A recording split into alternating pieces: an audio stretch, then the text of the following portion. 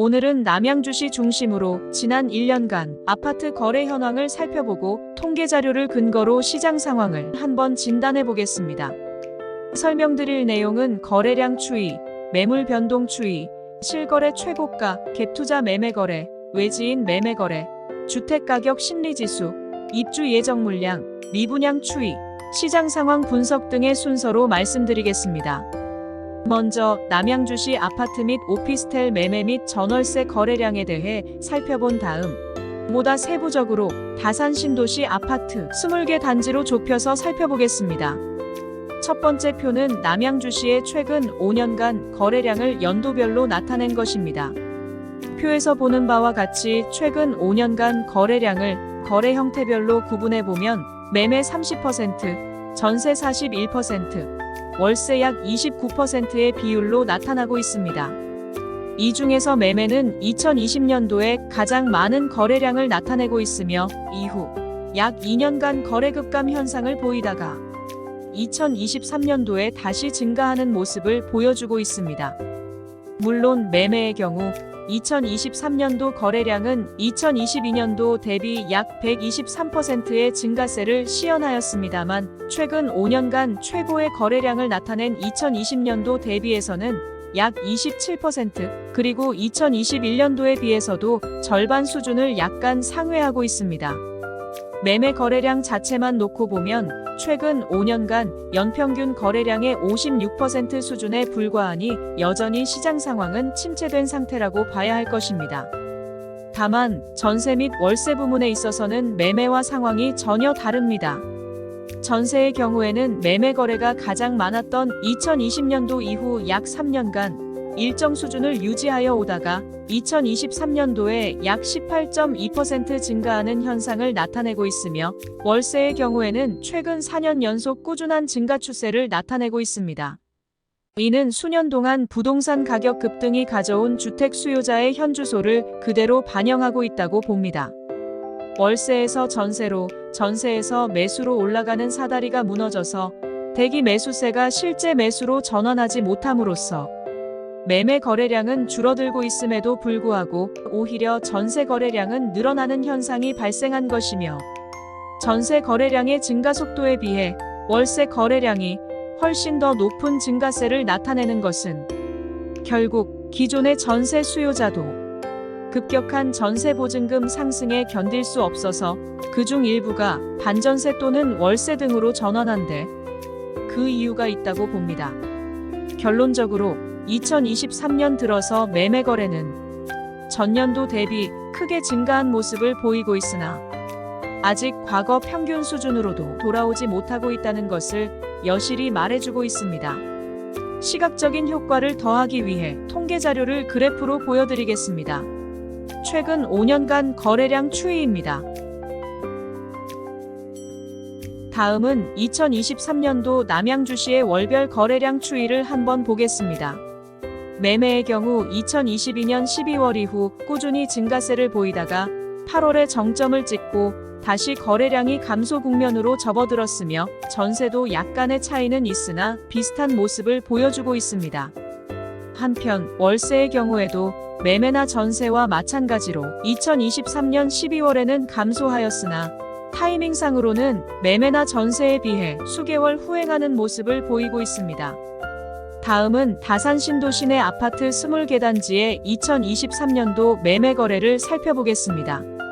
힐스테이트 다산이 총 1283세대 중 68건으로서 5.3%의 거래가 발생하여 1위를 차지하였으며 다음은 신안 인스빌 퍼스트리버 유승한네들 센트럴 순으로 이어지고 있습니다.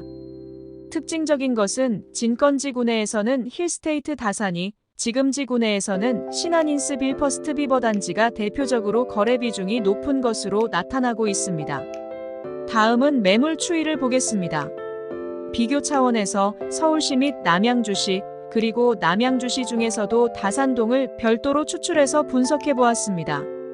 매매의 경우 서울시, 남양주시, 다산동 모두가 2022년 말 이후 1년 동안 지속적으로 증가 추세를 나타내고 있는 것이 공통된 현상입니다. 반면 전세 및 월세의 경우는 2022년 말 이후 3분기까지는 지속적으로 물량이 감소하는 추세를 보이다가 4분기 말에는 오히려 증가세로 돌아서는 현상을 나타내고 있으며, 이러한 추세는 2024년 1월 말 기준으로는 서울시는 오히려 감소세로, 남양주시는 여전히 증가세가 이어지고 있다는 점입니다. 결론적으로 2023년 초부터 가격 반등을 기회로 삼아 매물이 출회하면서 전년 대비 거래가 활발해진 측면도 있지만, 가격의 고점을 찍었던 시기에 매매 타이밍을 놓친 매도 물량들이 이후 부동산 규제 완화 정책에 편승하여 시장에 쏟아져 나온 부분이 상당한 것으로 평가됩니다. 아무튼 매매 물량은 2023년 말 기준으로 3개 지역 모두 전년 말 대비 36%에서 56% 수준에 이르기까지 증가한 반면, 전월세 물량은 정반대의 모습을 보여주고 있습니다. 이러한 결과는 여러 가지 해석이 가능하나, 고금리 기조가 유지되고 있고 과거 수준의 금리 하락 시점을 예측할 수 없는 상황하에서 금융을 수반한 매수 그 자체를 일단 부담으로 생각하는 것이 첫 번째 이유이고, 전반적인 경기 침체 장기화 등 대내외 경제 여건의 불확실성이 매수 심리를 자극하지 못하고 있다는 것이 두 번째 이유로 들 수 있을 것 같습니다. 그 결과 잠재적인 매수 세력들도 과거와 같이 매수에 적극 가담하지 않은 채 관망하면서 전세 또는 월세 상태를 그대로 유지하고 있는 결과로 분석됩니다. 다음은 2023년 말 기준으로 실거래 신고된 다산 신도시 아파트의 평형별 매매거래 최고가를 살펴보겠습니다. 표에서 보는 바와 같이 다산 자이아이비 플레이스 42평형이 다산 신도시의 대장주로서 13억 7천만 원에 거래되었으며, 이어서 다산 자이아이비 플레이스 40평형 및 39평형, 유승한네들 골든뷰 41평형 및 한양수자일 리버파크 37평형이 10억 클럽의 순서대로 이름을 올리고 있습니다. 32평형 이하 물건은 신도시자연 앤푸르지오를 제외하고 모두 8억에서 7억까지 분포되고 있습니다. 33평형 및 34평형을 살펴보면 다산 자이아이비 플레이스가 최고가를 경신하여 10억 4천만 원에 거래가 되었으며, 한양수자일 리버팰리스, 힐스테이트 다산을 비롯한 대부분이 9억 4,500만 원에서 7억 5천만 원에 이르기까지 차별화된 가격을 유지하고 있습니다. 2023년도 각 브랜드별 최고가 기준으로 보면 정점을 찍었던 2021년 최고가 대비 각각 80% 언저리에 머물고 있다고 볼 수 있습니다. 다음은 갭투자 현황을 한번 보겠습니다. 경기도 내 45개 시, 군, 구 단위로 비교를 해보면 과천시가 최근 1년 및 최근 6개월 모두 전체 거래건 중 갭투자 거래량이 19.2%, 16.5%로 각각 1위로 나타나고 있으며, 그 뒤를 이어서 분당, 하남, 구리, 광명, 안양 등이 포진하고 있습니다. 반면 남양주시는 갭투자 거래 비중이 6 내지 7% 수준으로 중간 정도의 순위를 나타내고 있습니다. 이는 남양주시의 읍단위 작은 행정단위가 지리적으로 광범위하게 분포되어 있다는 점이 작용된 것으로 보이며, 다산 신도시를 별도의 단위로 평가한다면 그 비중은 분명히 다르게 나타날 것으로 예상됩니다. 결국 거래량에 비해 갭투자 비중이 높다는 것은 한마디로 투자 매력도가 높다고 평가할 수 있겠습니다. 다음은 최근 1년간 전체 매매 거래건 중 외지인이 거래한 비중을 한번 살펴보겠습니다.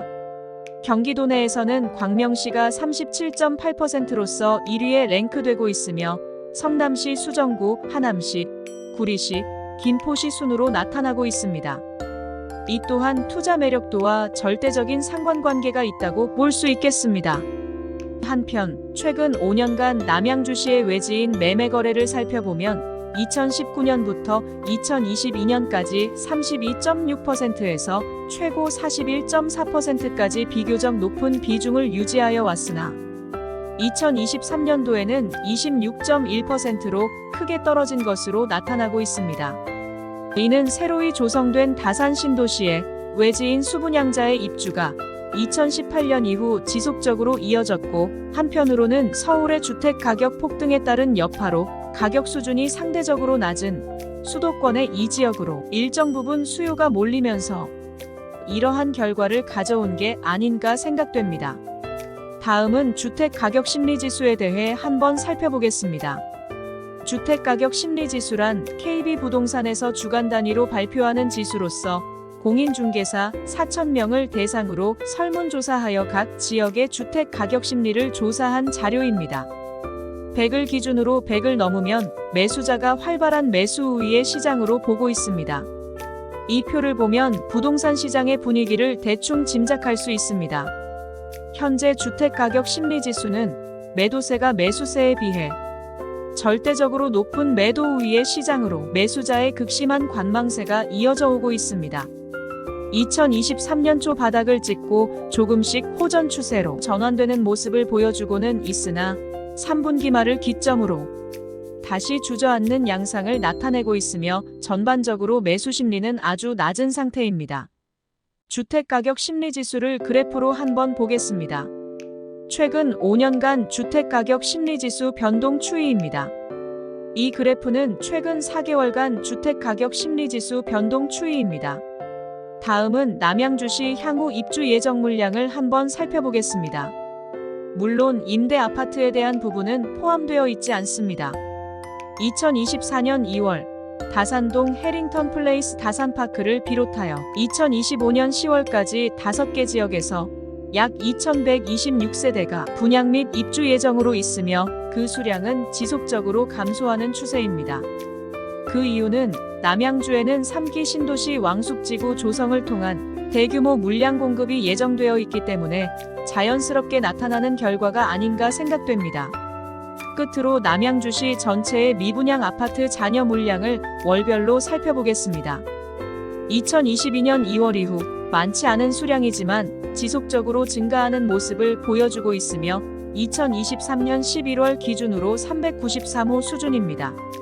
2023년 7월을 정점으로 4개월 연속 점진적으로 미분양 물량이 감소세를 나타내고 있습니다만 그 속도는 빠르지 않은 것으로 보입니다. 끝으로 앞에서 살펴본 부동산 관련 데이터를 바탕으로 시장 상황을 진단해 본다면 매도 물량이 점점 쌓여가는 가운데 매수 심리는 여전히 냉각 상태이며 거래량은 과거 평균 수준에 절대적으로 미치지 못하고 있다는 점이 확연히 증명되고 있습니다.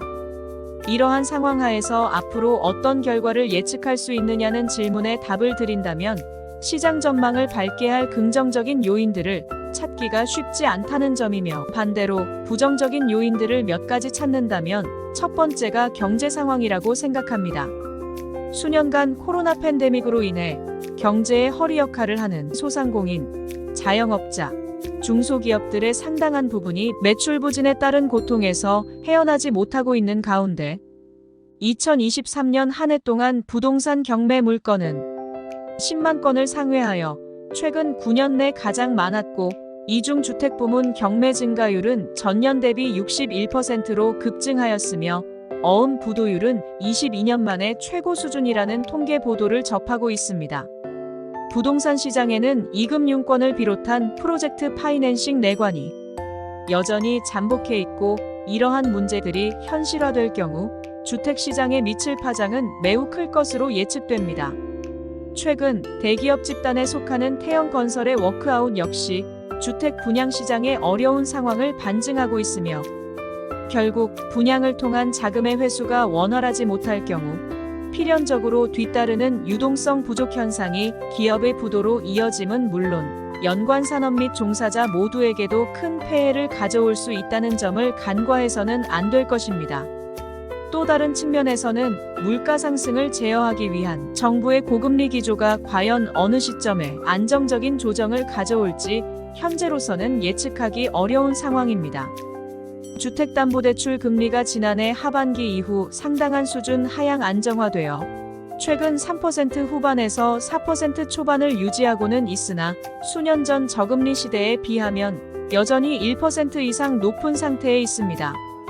따라서 금융을 이용한 주택 매입의 경우 매수자가 부담해야 할 실질적인 금융 비용은 과거 저금리 시대에 비해서 아직도 50% 이상 높다는 점입니다. 이러한 불확실성의 시장 상황에 따른 경제적 리스크와 고금리에 대한 부담 등 대표적인 요인을 종합해 볼 때 잠재적 매수 수요자의 적극적인 시장 참여를 기대하기는 현실적으로 어려운 상황이며 향후 이러한 추세가 장기화될 가능성 또한 배제할 수 없을 것으로 판단됩니다.